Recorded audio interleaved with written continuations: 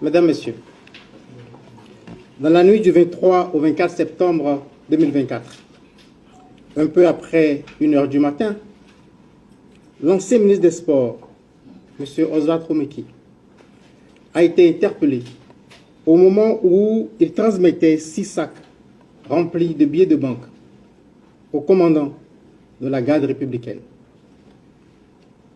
Des premières investigations.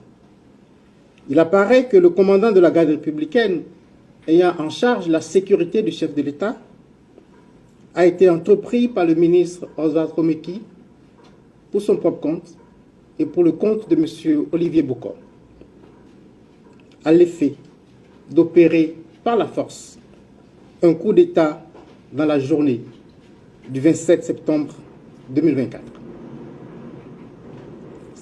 C'est dans ce cadre que dès le 6 août, les intéressés ont ouvert un compte bancaire dans les livres de la NCA Banque Côte d'Ivoire au profit du commandant de la garde républicaine. Et la preuve de l'ouverture du compte a été transmise aux bénéficiaires avec un solde initial de francs CFA 105 millions.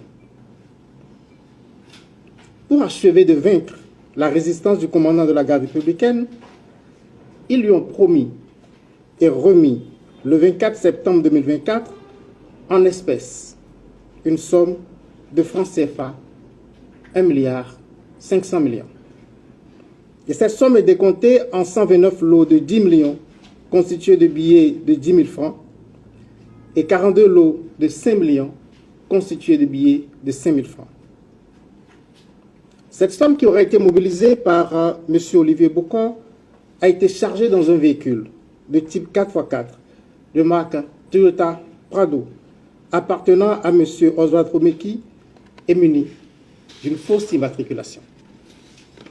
C'est à l'occasion de la remise du dit véhicule et de la somme de 1,5 milliard de francs CFA que la brigade criminelle a procédé à l'interpellation de M. Oswald Romeki et du commandant de la garde républicaine. Dans l'heure qui a suivi, M.